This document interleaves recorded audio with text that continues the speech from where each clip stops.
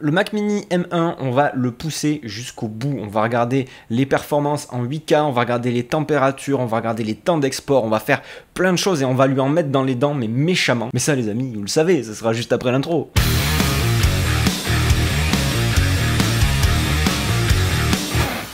Et salut les gens derrière l'écran, c'est François pour la chaîne Explique-moi encore. Je suis encore une fois ravi de vous retrouver pour une nouvelle vidéo. Il n'y a pas très longtemps, j'ai fait un test sur les nouveaux Mac Mini M1 et c'était très surprenant ce qu'on arrivait à faire avec un modèle aussi entrée de gamme en fait. Vous aviez plein de questions, vous avez beaucoup réagi, donc je me suis dit qu'on allait essayer de le pousser dans ses retranchements pour voir un petit peu ce qui se passe. Donc pour que vous sachiez bien ce qui va se passer, il s'agit du Mac Mini M1 de 2020. C'est la version avec 256 Go de disque dur et seulement 8 Go de RAM, et on va faire un test de montage avec des fichiers 8K RAW, parmi les fichiers les plus gourmands qu'on peut trouver sur le marché pour l'instant. On va travailler avec Final Cut qui est optimisé pour les puces M1. D'ailleurs, si vous vous intéressez à Final Cut, ma formation est toujours en promo, le lien est dans la description. Donc ces résultats ne sont pas vraiment comparables avec Premiere par exemple qui n'est pas optimisé, hein. Forcément les résultats seront beaucoup moins bons avec Premiere au moment où j'enregistre cette vidéo. Bien entendu, tout le monde ne travaille pas avec ce type de fichier et l'idée c'est pas forcément de vous encourager à utiliser ce type de fichier, c'est surtout pour voir jusqu'où il peut aller. Et ce que je me dis, c'est que ce qu'il sera possible de faire avec ces fichiers-là, ces fichiers 8K, et bien avec la plupart des autres fichiers qui vont être sur des résolutions moindres, ça passera sans problème. Parce qu'il y a eu des tests avec des gens qui disaient que ça chauffait énormément, que ça marchait pas si bien que ça. Donc moi, j'ai voulu vérifier par moi-même. Donc c'est parti, direction Final Cut. On va donc se plonger un petit peu dans ce workflow 8K. Je vais vous montrer exactement tout ce que vous devez faire pour reproduire ce test si vous voulez le refaire chez vous.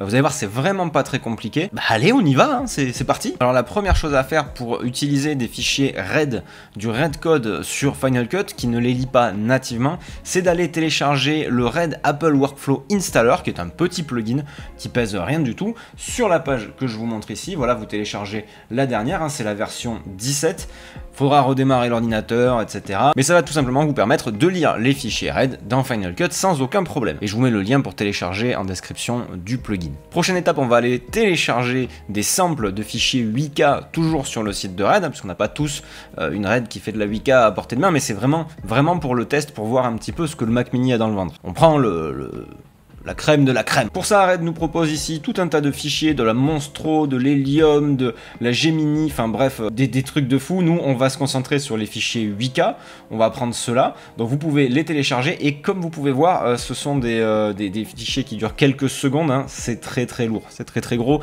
Donc prévoyez un petit peu de temps pour le téléchargement quand même si vous n'avez pas une connexion de ouf. Une fois qu'on a installé le plugin pour pouvoir lire les fichiers, une fois qu'on a téléchargé les fichiers, on va aller dans Final Cut voir ce que ça donne tout simplement. Je précise que les fichiers sont stockés dans le disque dur interne qui est très rapide. On fera un peu plus tard dans la vidéo un test sur un disque dur externe pour voir si ça change quelque chose.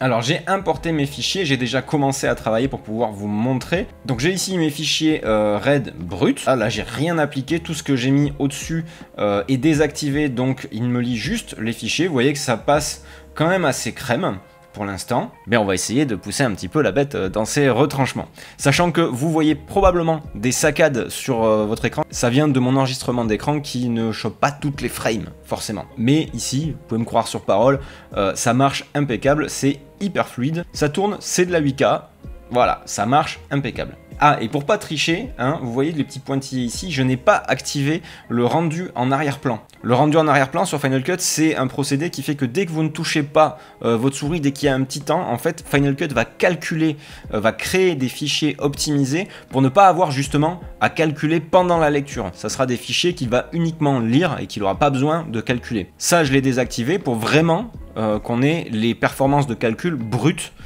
du Mac Mini. Si jamais c'est activé par défaut, vous faites un petit commande option pour afficher les préférences et ici vous voyez que vous pouvez l'activer ou le désactiver, le rendu en arrière-plan, choisir de le démarrer plus ou moins rapidement. Ça peut être très bien pour des fichiers un peu lourds et des bécanes qui ont un peu de mal à lire de manière fluide les fichiers que vous leur donnez. Donc jusqu'ici tout va bien. Il y a quand même une petite chose qu'il faut que je vous précise, c'est que dans présentation ici, j'ai choisi meilleure performance. Ça veut dire qu'il ne me lit pas les fichiers de la manière la plus qualitative possible. Là je privilégie le fait d'avoir une timeline fluide fluide. On va voir ce qui se passe si je mets en meilleure qualité, mais ça on le fera en dernier. D'abord on va lui donner un petit peu de travail en plus. Donc je vais ici, j'ai appliqué un calque avec une lutte, voilà.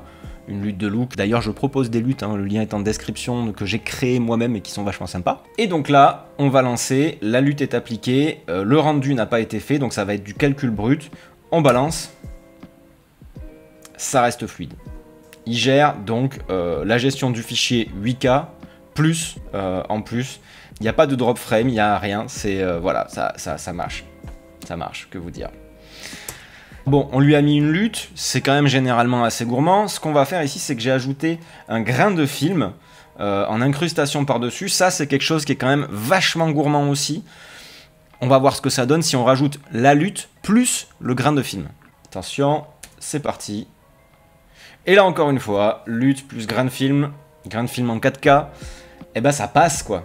C'est toujours aussi fluide, il n'y a toujours pas de drop frame, ça passe nickel. Alors dernière chose, on va faire une manip qui ne sert strictement à rien, mais qui est gourmande en ressources, c'est ajouter du flou gaussien. Voilà, ça va être très moche, hein, mais on va bien voir. On va le mettre sur ce plan ici, là. Voilà, donc je rajoute du flou. Ça, c'est quelque chose qui est très gourmand en calcul. Est-ce qu'il va y arriver? Réponse tout de suite. Eh bien oui. Toujours pas de drop frame. Toujours pas. Donc là, ici, on a une lutte, on a un grain de film, on a un flou. Que vous dire? Maintenant, ce qu'on va faire, c'est que on va passer quand même, parce qu'on va arriver à le faire craquer, hein, c'est obligé. On va masquer tout ça. Et cette fois-ci, je vais revenir sur meilleure qualité. Là, j'ai quand même des doutes sur le fait que ça passe ou pas. Honnêtement, meilleure qualité en 8K. On va voir. Ah. Et ben voilà. Voilà, la limite a été atteinte.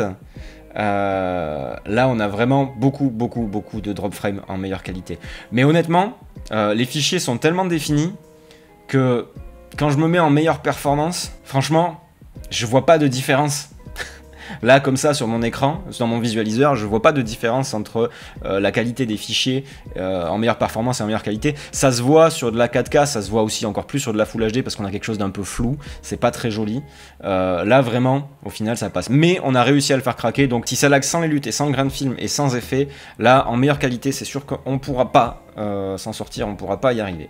Alors, juste pour voir, je vais remettre meilleure qualité. Je vais réafficher tous mes effets.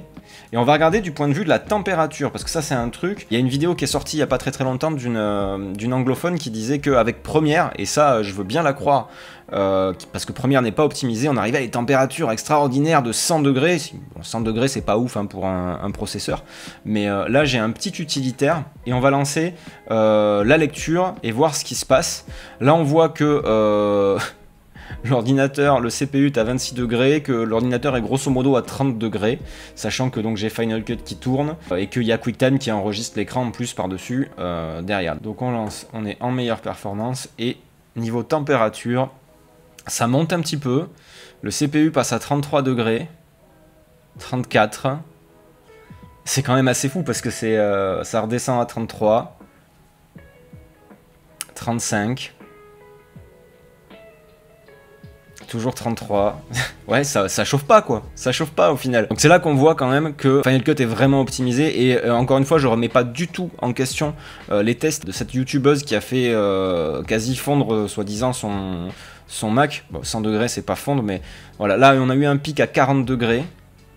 Voilà, mais grosso modo, on est passé de 30 degrés à 36 degrés, ce qui est rien en fait sur un CPU. Là encore, ça montre qu'une fois que les applications sont optimisées, c'est assez incroyable, même si voilà, on n'a pas pu le pousser à fond avec la meilleure qualité, tout ça, enfin on arrive quand même à gérer ce workflow de manière quand même assez hallucinante et sans création de proxy. Maintenant ce qu'on va faire, c'est qu'on va faire un petit test d'export tout simplement pour voir un petit peu ce que ça donne en termes de temps. Donc là je rappelle qu'on a 1 minute grosso modo de fichier 8K. On va faire un export en 4K. Je vais lancer mon chrono, hein, je pars du principe que j'ai aucun intérêt à vous mentir et donc je vais le lancer là, je vais pas l'afficher en direct. Et on fera un bond dans le temps pour que je vous dise à combien de temps ça a pris pour faire cet export. Donc ici, export fichier master. Très bien, réglage, on est en H264.